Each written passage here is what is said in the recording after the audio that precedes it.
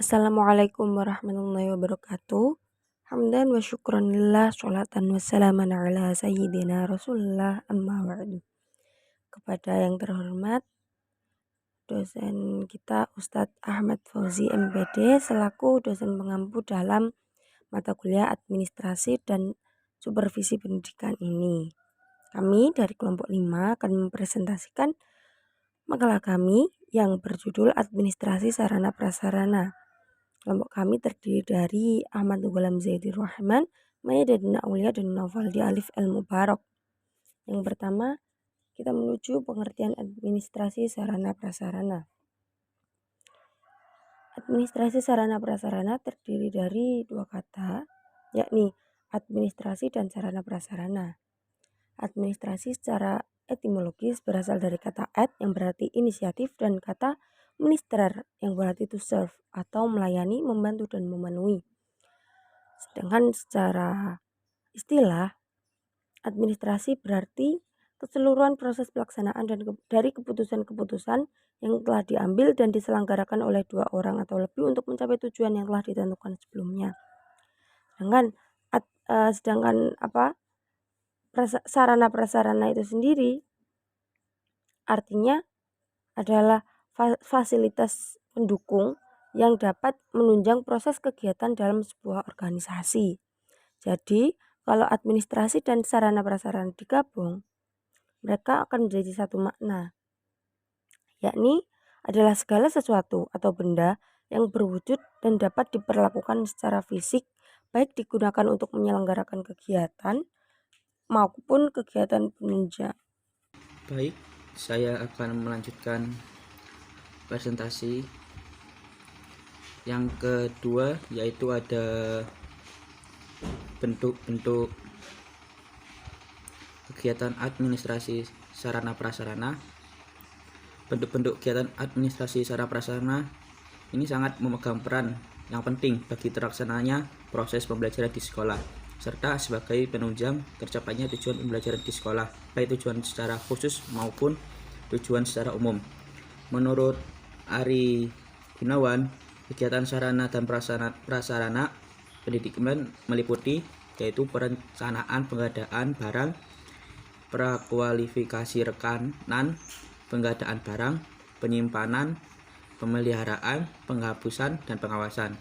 Dan menurut Hartati Sukirman, kegiatan administrasi sarana dan prasarana meliputi perencanaan, penyimpanan dan penyaluran, pendayagunaan, peliharaan, inventarisasi, dan penghapusan. Jadi dapat disimpulkan bahwa kegiatan administrasi sarana dan prasarana meliputi perencanaan, pengadaan sarana dan prasarana, yaitu suatu kegiatan administrasi baik harus diawali dengan suatu perencanaan yang matang dan baik dilaksanakan demi menghindari kesalahan dan kegagalan yang tidak diinginkan.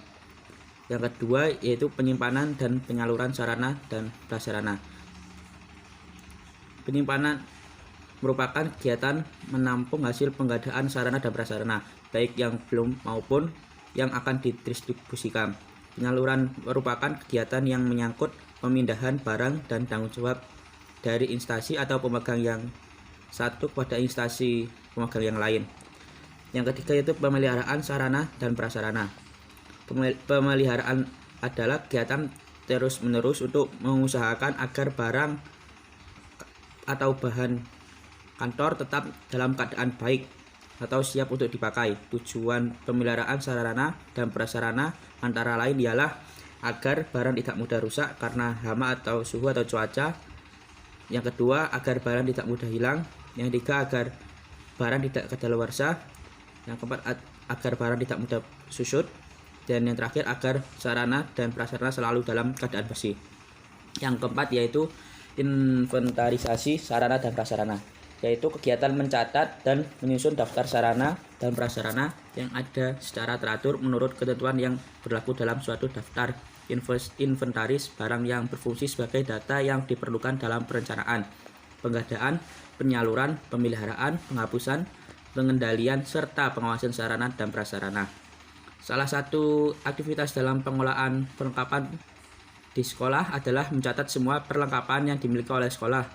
Kegiatan pencatatan semua perlengkapan itu disebut dengan istilah inventarisasi perlengkapan pendidikan.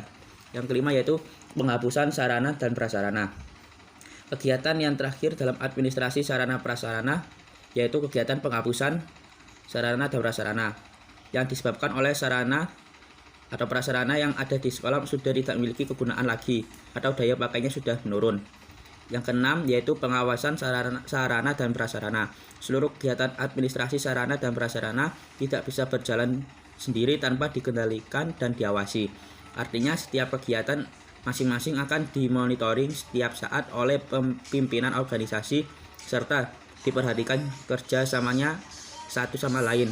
Pengawasan bukan merupakan suatu pengaturan yang kaku dan akan membatasi ruang gerak masing-masing fungsi pengelolaan, tetapi merupakan koordinasi serta akselerasi bagi seluruh fungsi pengelolaan administrasi, sehingga pemborosan waktu, tenaga, dan biaya dapat dihindarkan. Baik, saya akan melanjutkan presentasi kelompok 5 untuk selanjutnya, yakni mengenai jenis-jenis dokumen administrasi sarana prasarana. Yang pertama, yakni buku kegiatan harian pelaksana urusan administrasi sarana dan prasarana.